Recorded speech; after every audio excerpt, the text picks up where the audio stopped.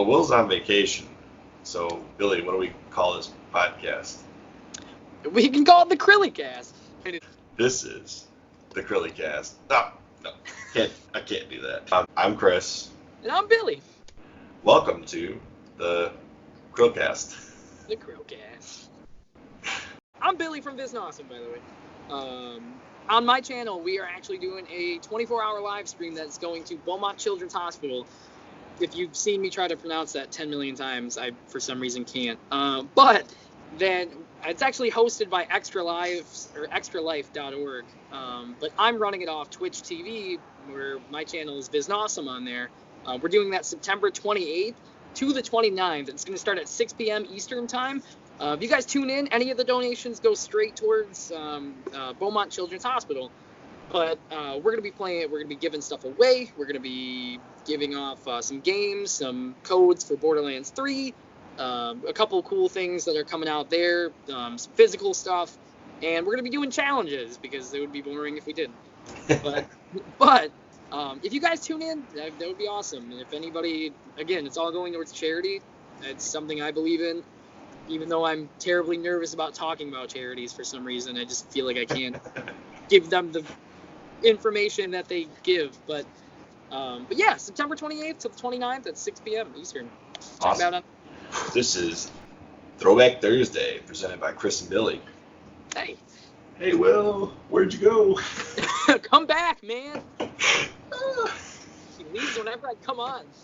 Can anybody believe? All right. The Game Boy turns 30 this year. Or I think it already did turn 30. Anyways, talk about being the grandfather to all portable gaming. Oh, man. It really did start it. That's beautiful. The first Game Boy I ever saw was the original big gray brick, and my cousins had it. And they were playing Tetris on it. Talk about a throwback. Oh, man.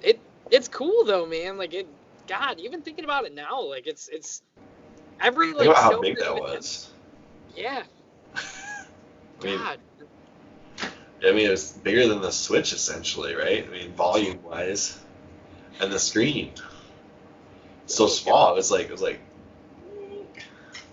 I even tried playing my Game Boy Color before I ended up selling it, and I was like, man, there's no backlight. Isn't that? I remember those little dangly lights too that you used to plug in, and like, God, that it was such a weird accessory. I'm so glad they upgraded it. But you know what's the weirdest thing? All right, so the Game Boy, right, originally released 1989, right? So shortly after that, they had the Game Boy Pockets. They were much smaller. It was like 2 years later. They were like the size of the Game Boy Colors essentially, right? And in Japan, they released the Game Boy Light. It was essentially the Pocket, but with a lit display. They never released that here. I never. And then when they went to the Game Boy Color, they thought, nah, nobody needs a light. So they released that without a light either. I'm like, what the heck? Who's gonna play in anything but the sunlight, Chris? Jeez. I know, right? Like everybody plays outside. So it wasn't until I believe the Game Boy Advance. No, Game Boy Advance. Even the Game Boy Advance is what, 2001. Yeah, and SP was the first one that had it, man. First one with a backlight in the U.S. was the SP. Can you believe that? That's ridiculous. It's shocking because like it's such a wanted feature. It's like just somebody just being like, no, like Japan only. Yeah, only we need light. Come on. I mean, there's the Game Boy being 30 years old, right? People are modding these things. So like the Game Boy Color. They've added a lighted screen to it. The Game Boy Advance OG, because of the ergonomics of it, people are like, ooh, let's put like an SP screen in that, and let's see how that looks. And they've done it. They look crystal clear. They look really good.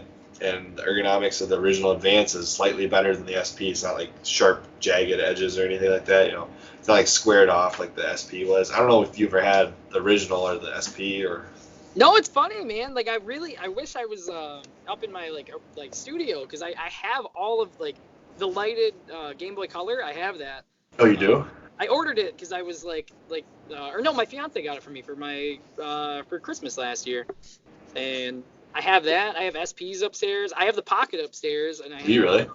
Yeah, I swear to God, like if I had all of it on me, I would show it. I swear. I What haven't was shown it your in a long time, but What was your first Game Boy?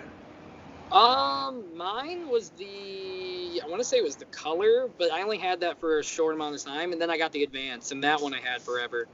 Let me guess. Traded in the Color to GameStop to get the Advance. Yes, I did. Yes, I did. And then I got my Advance, and I There rocked you that go. boy forever. The Advance to me was one of the coolest innovations to portable gaming because it carried the previous gen games with it. You could plug in any game from the Game Boy to the Game Boy Color to the Game Boy Advance, and they would all work. You didn't have to have separate slots like the DS, where it had like a separate DS Game Boy slot, right? It's just all one slot, and everything worked. It was amazing. That interchangeability was nice on those, man. It was Like so cool.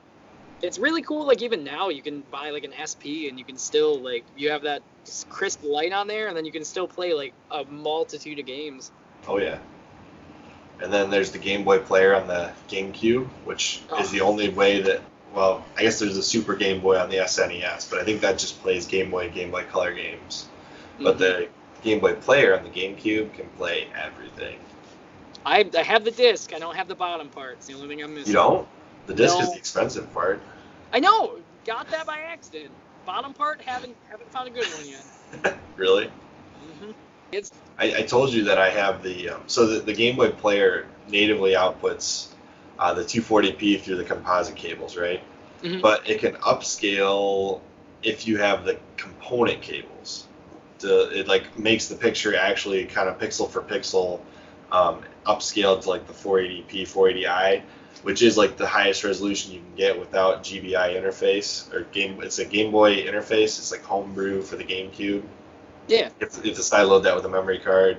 I don't know how much of that you're into, but No, I just stick with the standard Game Boy player personally. And with the 480p, with the component cables, it looks beautiful on a big screen.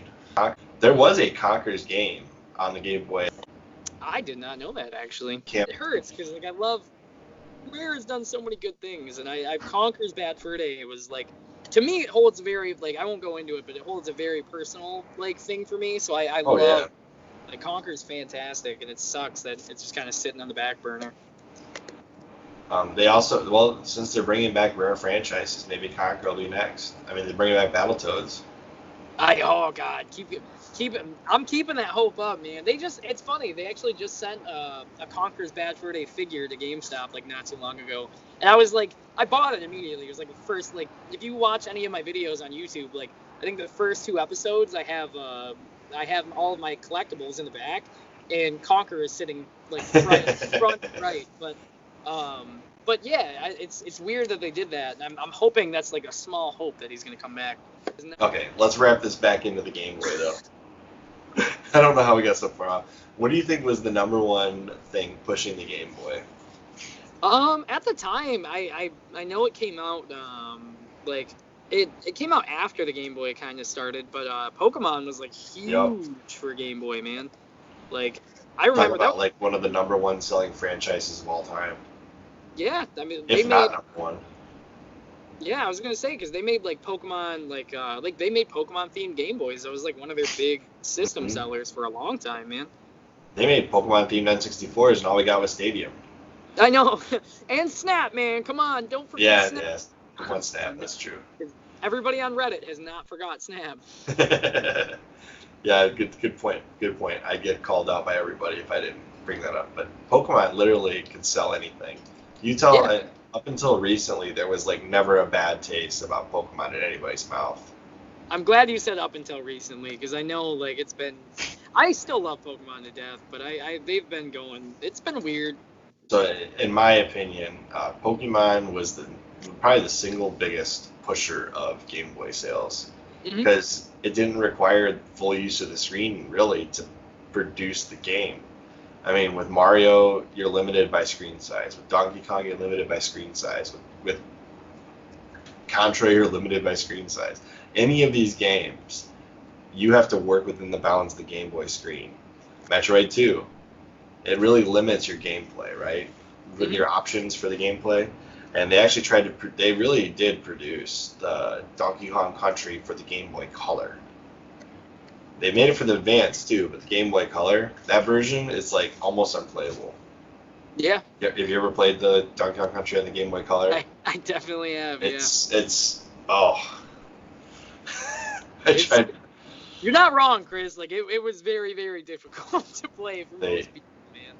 They when they re-released it for Game Boy Advance, I was like, all right, fine. Now I got kind of a widescreen that kind of works. But yeah for the your boundaries are just so. It was so crazy. Like that was even. I mean, like I get it. It was very ambitious, but. But anyways, 30 years of Game Boy. It's crazy. It's crazy. Like again, I mean, they've inspired like so many different portable handhelds. Like their success to them. I mean, every Chinese knockoff.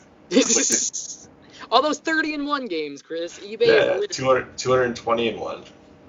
It's the same game with different names for 200 of the titles. Super Plumber Man was awesome. I loved it. Right. One of the best D-pads ever, though. Yeah. Oh yeah. Yeah. In a heartbeat.